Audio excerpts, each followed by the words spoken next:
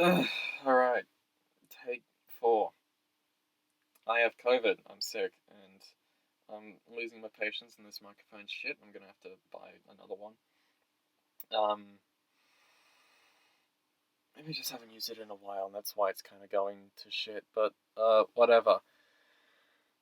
It's the year of our Lord 2022, and anarchists and radlibs and shitlibs and this fat fuckwit, refuse to.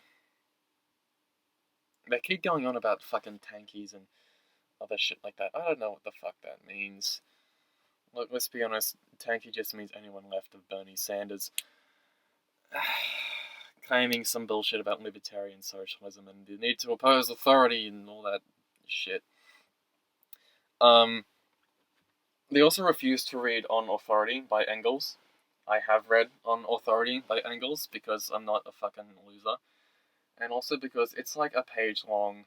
I saw someone on Reddit today condense it down small enough to fit on a fucking bookmark. Literally. So if you idiots won't fucking read it, I will read it for you, and I'll post it on the internet, so now that you have no choice but to read it. You fuckwits. Alright, On Authority by Frederick Engels, written in 1872. Here we go.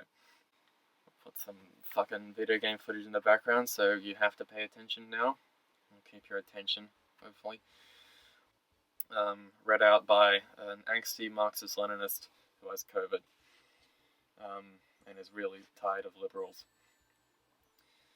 A number of socialists have latterly launched a regular crusade against what they call the principle of authority. It suffices to tell them that this or that act is authoritarian for it to be condemned. This summary mode of procedure is being abused to such an extent that it has become necessary to look into the matter somewhat more closely.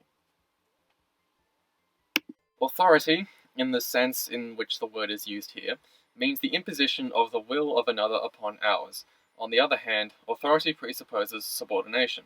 Now, since these two words sound bad, and the relationship which they represent is disagreeable to the subordinated party, the question is to ascertain whether there is any way of dispensing with it, whether, given the conditions of present-day society, we could not create another social system in which this authority would be given no scope any longer and would consequently have to disappear. On examining the economic, industrial, and agricultural conditions which form the basis of present-day bourgeois society, we find that they tend more and more to replace isolated action by combined action of individuals. Modern industry, with its big factories and mills, where hundreds of workers supervise complicated machines driven by steam, has superseded the small workshops of the separate producers. The carriages and wagons of the highways have been substituted by railway trains, just as the small schooners and sailing feluccas have been by steamboats. Even agriculture falls increasingly under the dominion of the machine and of steam, which slowly but relentlessly put in the place of the small proprietors big capitalists, who with the aid of hired workers cultivate vast stretches of land. Everywhere, combined action, the complication of processes dependent upon each other, displaces independent action by individuals. But whoever mentions combined action speaks of organization. Now, is it possible to have organization without authority? Spoiler alert, no. Supposing a social revolution dethroned the capitalists, who now exercise their authority over the production and circulation of wealth, supposing, to adopt entirely the point of the anti-authoritarians, that the land and the instruments of labor have become the collective property of the workers who use them. Will authority have disappeared, or will it have only changed its form? Let us see. Let us take, by way of example, a cotton spinning mill. The cotton must pass through at least 6 successive operations before it is reduced to the state of thread, and these operations take place for the most part in different rooms. Furthermore,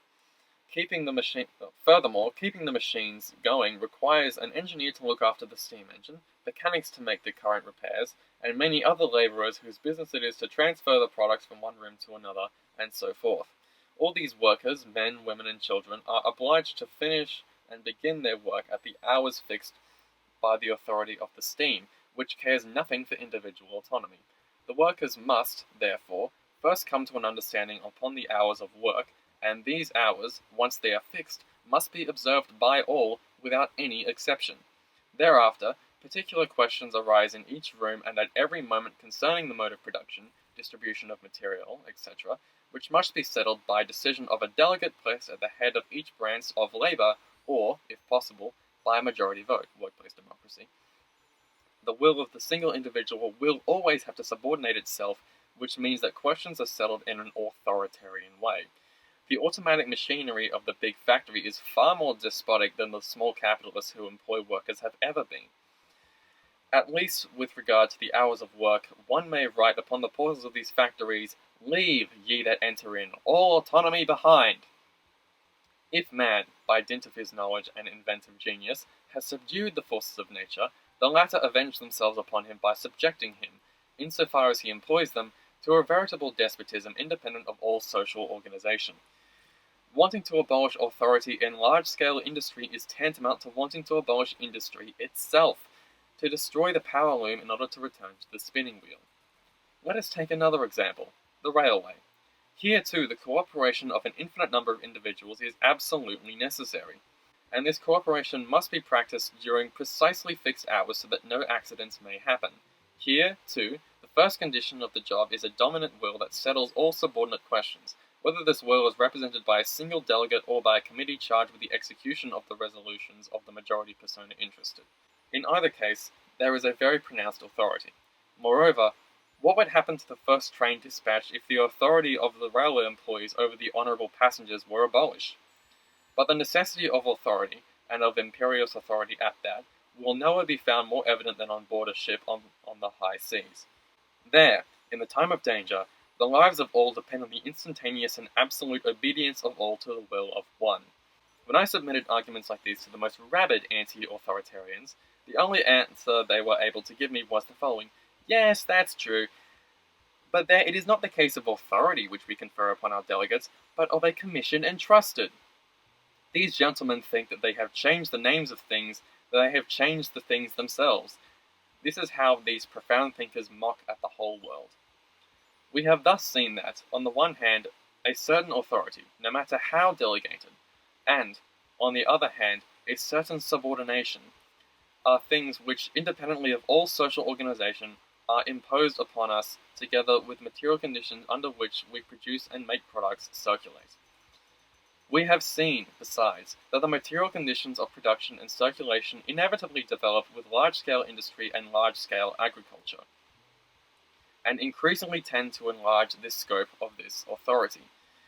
Hence, it is absurd to speak of the principle of authority as being absolutely evil, and of the principle of autonomy as being absolutely good.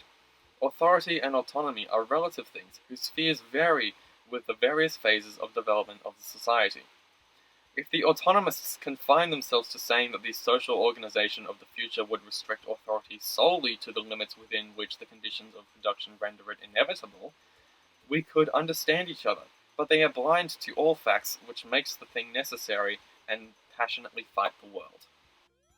Why do the anti-authoritarians not confine themselves to crying out against political authority, the state? All socialists are agreed that the political state, and with it political authority, will disappear as a result of the coming social revolution. That is, that public functions will lose their political character and will be transformed into the simple administrative functions of watching over the true interests of society. But the anti-authoritarians demand that the political state be abolished at one stroke, even before the social conditions that gave birth to it have been destroyed. They demand that the first act of a social revolution be the abolition of authority. Have these gentlemen ever seen a revolution? A revolution is certainly the most authoritarian thing there is. It is the act whereby one part of the population imposes its will upon the other by means of rifles, bayonets, and cannon. Authoritarian means, if there such be at all, and if the victorious party does not want to have fought in vain, it must maintain this rule by means of terror which its arms inspire in the reactionists. Would the Paris Commune have lasted a single day if it had not made use of this authority of the armed people against the bourgeois? Should we not, on the contrary, reproach it for having not used it freely enough? Basically, he says the Paris Commune didn't kill enough people. Therefore, either one of two things. Either the anti-authoritarians don't know what they're talking about, in which case they are creating nothing but confusion, or they do know, and in that case they are betraying the movement of the proletariat. In either case, they serve the reaction. Cool. That's the entirety of On Authority. It's the entire thing. It took me like 9 minutes to read it, and that's me, like, physically speaking it. Like, in case you didn't know, it takes longer to speak things than it does to read them. Yeah. Like, I read it before recording this. It took me like 5 minutes.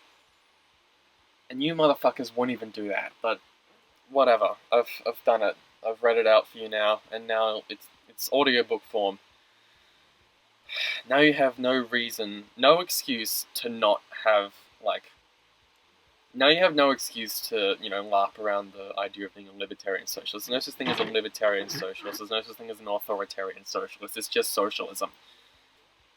Fuck. Either reveal yourself to be the liberal you are, in which case you're a traitor to the revolution and to the workers and, everyone, every oppressed person ever, or